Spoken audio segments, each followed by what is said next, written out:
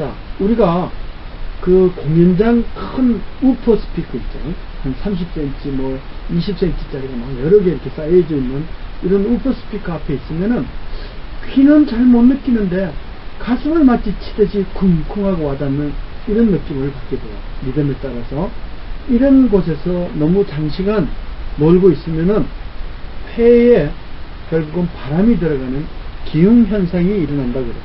그래서 이게 예를 들어서 이렇게 흉막이 찢어지는 현상이 나타나는데, 그게 나타나면은 결국은 거기에 바람이 들어가서 폐로 바람이 정상적으로 들어가지 않고 옆으로 들어가게 되면은 결국은 폐가 결국 막이 찢어져 버려서 호흡 순환작용을 이룰 수가 없어요. 그러면은 사람이 사망에 이른다 하는 것이 이 영국에서 보고된 그런 사례라고 할 수가 있어요. 또 이렇게 큰 에너지를 갖는 이런 저주파가 오랫동안 쓰이게 되면은 결국은 폐뿐만 아니고 여러 가지 촉금이나 이렇게 자극을 주는 거죠. 근데 한편으로 영화관 같은 데서도 들어가 보면 알지만 조그만 한 100평 정도 되는 이런 영화관에 이런 우퍼 스피커가 이렇게 한 40개 정도 붙어 있어요. 이렇게 큰 게 이렇게 붙어 있음에도 그렇게 큰 장애를 안 주는 것은, 그것은 지속적으로 들리는 것이 아니고 리듬을 맞추고, 또 우리가 이미 그런 소리를 예견하고 있었기 때문에 그런 소리에 대해서 어느 정도 적응을 할 수가 있다. 그렇다고 6시간이고 뭐 몇 편이고 계속 본다 그러면 역시 장애가 오는 것은 마찬가지가 아니거든요. 아무튼 이렇게 큰 대형 우퍼 앞에서, 저주파음을 쏘는 이런 대형 우퍼 앞에서는 가급적이면 자신의 신체를 노출하는 것은 피해야 된다 하는 것이 이런 기흉의 그 사례라고 할 수가 있습니다.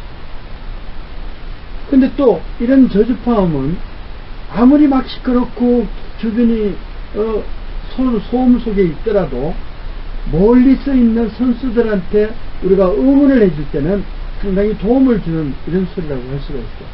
이런 도움을 주는 소리, 그런 것 중에 하나가 북소리라고 할 수가 있는데요. 북의 주파수를 딱 측정을 해보니까 대부분의 소리가 100Hz 이하의 소리 성분이 대부분이라는 거죠.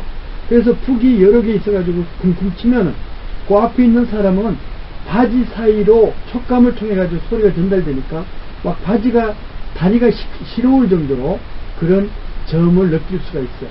즉 촉감을 흔들어준다는 거죠.